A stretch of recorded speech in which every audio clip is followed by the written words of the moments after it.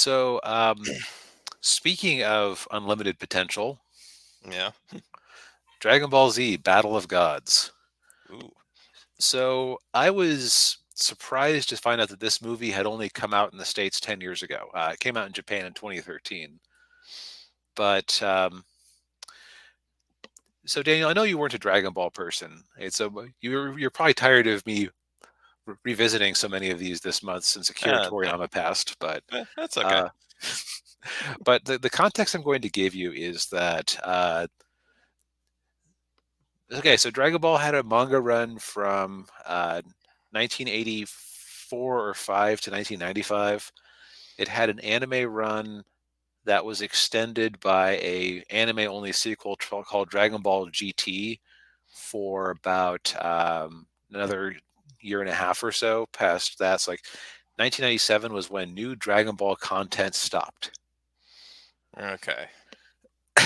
and now you'd still get Dragon Ball was still doing pretty well, like because it came to the U.S. later than it did in Japan because of the man you whippersnappers getting your anime simulcast instead of waiting years for it to come to the States and be it dubbed. Yeah. But yeah, so Dragon Ball Z came to the States and that in Latin America and around the world, and that gave it a shot in the arm for longevity. And they kept cranking out video games for every platform for it. Mm, But as far as actual new fiction, there really wasn't any. And there were a few reasons for that. Akira Toriyama had kind of been worked like a dog. Uh, and you can kind of tell in like some of the how his art became less detailed over time, mm, just because the guy did weekly manga for 10 years straight. yeah. Uh, and you can tell there's some signs in the last storyline, the Boo saga, that he was getting a little bit burnt out. Like there was still good stuff in there, but Yeah. he made some questionable choices with the writing. Mm, Uh, and so, but yeah, he was burnt out. He moved on. He did a bunch of one-shot manga.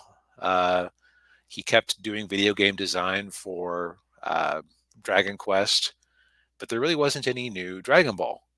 And then the idiots over at Fox Studios in the 2000s decided to make a live action Dragon Ball Z movie, or live action Dragon Ball movie, I should say.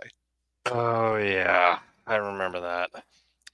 And while at the time, I think I gaslit myself into liking it just because of the member berries and stuff. I wasn't as sophisticated as I was now back then.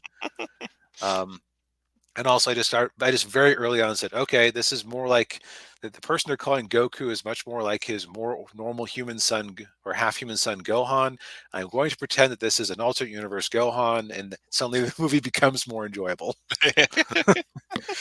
Um, but there really wasn't anything new for fans, and except for video games. Mm, Um, and they dipped their toes into new things a couple of times. There was this animated short thing from in the 2000s that was like a crossover of One Piece and Naruto and Dragon Ball, where there were like all the characters who were similar archetypes split up, mm. and or maybe it was Toriko. I keep wanting to think it was Toriko, which is a series that everybody has forgotten, but I forget what it was. It's been a long time. It's been a while. Yeah. Um, Yeah. but I remember at the time thinking this is kind of pointless. Mm, And then they did a short thing called Yo Son Goku and Friends, which was basically just a short half-hour special, which I don't think is available on Crunchyroll or anywhere else at this point. And I don't think it ever got an official U.S. dub. Where uh, basically Vegeta's beta brother showed up and okay. with his wife, and there were shenanigans. Yeah. Not a fight, just like oh no, there was like a little bit of a fight, but it was just general shenanigans. Yeah. And part of the reason that there suddenly was like a little bit more was that Toriyama had, he had actually been trying to help that Dragon Ball movie, and Uh, they kept ignoring him. oh, of course. And seeing how badly that turned out kind of made him remember how much he liked the series and cared about the characters. Mhm. And that's where this movie came from, which amusingly enough was actually distributed by Fox. So I guess they still had some rights from their abortive movie series.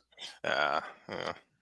Um, and it's interesting because it's like it was designed to be a one shot coda to the series, but it Mm, also like watching it with hindsight of a decade of Dragon Ball Super stuff, it definitely it was like it was weird. Like if this had been the last thing and it was just a last little hurrah, that would have been fine.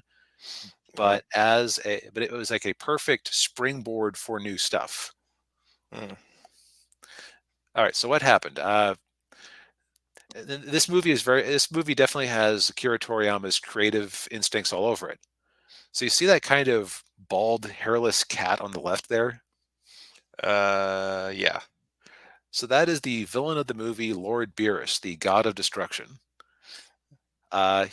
Now, when the character was first envisioned by someone besides Toriyama, so in Japanese, the letters for like the sounds for B and V are represented the same way.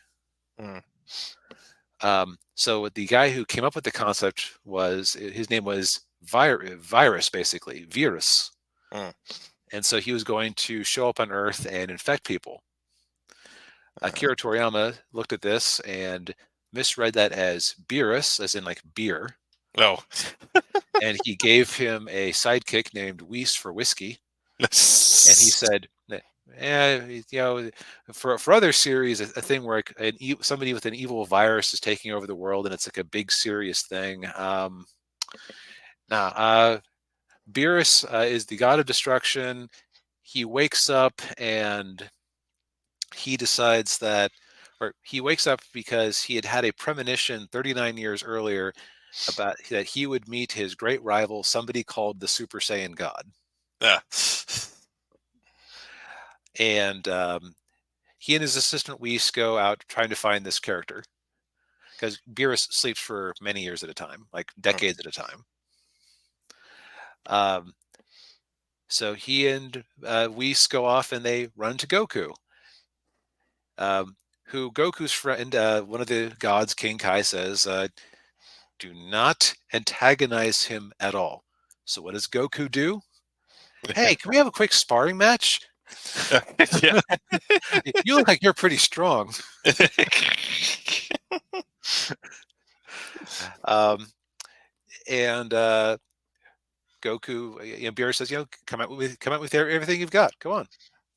He's just very jovial and happy about it. And Goku's like, well, I don't want to hurt you. No, I promise I won't get mad if you come at me with everything you got. And he takes Goku down with two punches at Ah, his maximum power. mm, Because you're an ordinary mortal versus a god. What do you think is going to happen? yeah. Beerus, the Beerus isn't satisfied because clearly this Goku guy can't be the Super Saiyan God. Like he was easy, so they go to Earth because that's where all the other Saiyans are. It's the middle of Goku's friend Bulma's 38th birthday. Yeah. 38th. 38. She was 16 when she met Goku, and many years have passed since then. The numbers do not add up. Yeah. And you have some general shenanigans of various characters. It's like a nice little again. This is where it could have been a nice little coda for the series. Every character gets to do like a little something at least. Like most of the characters have a little something going on. Everybody gets lines. Everybody gets to interact. You get some character combinations that you didn't really get in the show. So that was kind of neat. Yeah. Cool. Uh, and then Beerus shows up, and Vegeta nearly craps himself because he knows who he is. Because Beerus showed up and abused, or he knocked around Vegeta's dad a little bit one time, Ah.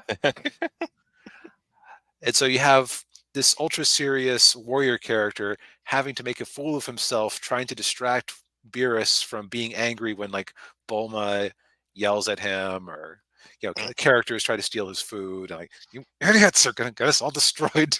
Yes. But eventually things come to a head, and things come to a head, and it's everybody versus Beerus, who disposes of them all very easily. Ah.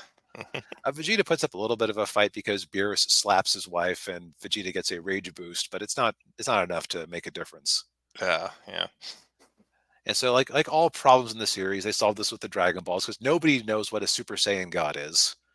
Um, and the dragon reveals that if five good Saiyans channel their power into another Saiyan, five pure-hearted Saiyans channel their power into another Saiyan, they can have this temporary boost of power called the Super Saiyan God. Well, the problem is that there are only at this point five Saiyans that they know about. Mm, But it turns out that Gohan's wife Videl is pregnant, so having a quarter Saiyan in her belly is enough to make the ritual work. And so Goku achieves his power of Super Saiyan God, and he and Beerus proceed to have a high octane match for the sake of the world. yeah.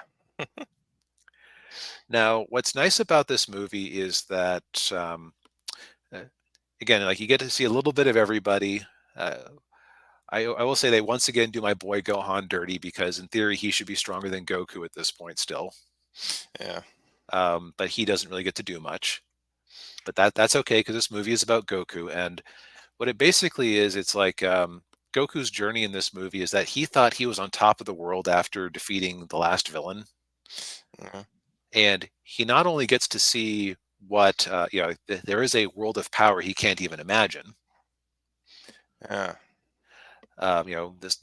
This power of godhood, but he also is annoyed at it because the only way he's able to fight anywhere close to Beerus's level is by getting this boost from everybody else. And for the guy who's always prided himself on being able to get stronger and train up, and he can achieve anything he sets his mind to, he has to borrow this power. Mm, So that this movie is about him coming to terms with that. yeah. Um, and the basic message of the movie is there's always a bigger fish. And Beerus ultimately decides that he had such a good time with Goku that he's not going to destroy the Earth. Um, you know, and this ends up being the setup for Dragon Ball Super with him and Beerus becoming buddies, and also Beerus and Whis aren't going to destroy the Earth because they like human cooking too much. Because of course they come to the birthday party of the richest woman in the world. Of course, there's going to be a good spread. Oh, yeah. Um, One of the funnier things in the movie was at the end, well, Beerus said, "Well, I did promise I would destroy the Earth, so I guess I have to fulfill that promise." And they're all just sitting there grimacing, knowing they can't do anything to stop him. And he proceeds to blow the top of a nearby rock off. Well, I didn't say I would destroy much of it. I Yeah. guess I'll have to come back and do the rest of it later. Um, so it's a very good-hearted movie. It actually, again, if this was the last Dragon Ball thing that was ever produced, it would have been a fine enough ending for it because it does basically humbles Goku a bit when he had, like, at least in this movie, he had gotten very comfortable with his position at the top. Mm, Amusingly, they also dropped the fact that there were 12 multiverses in this, uh, which ended up being a major storyline in Dragon Ball Super. mm, So that when this did well and people generally received it well, they decided, it was just considered good enough to keep going. mm. So it's an interesting little bit of the history of it. Now, what's also interesting is that I think this might be due to music things, because I noticed that the Blu-ray DVD release I had mentioned that they were using a different version of the original Dragon Ball theme song for this edition. Uh, Uh, it is the only one of the Dragon Ball Z movies that is not available to stream on Crunchyroll.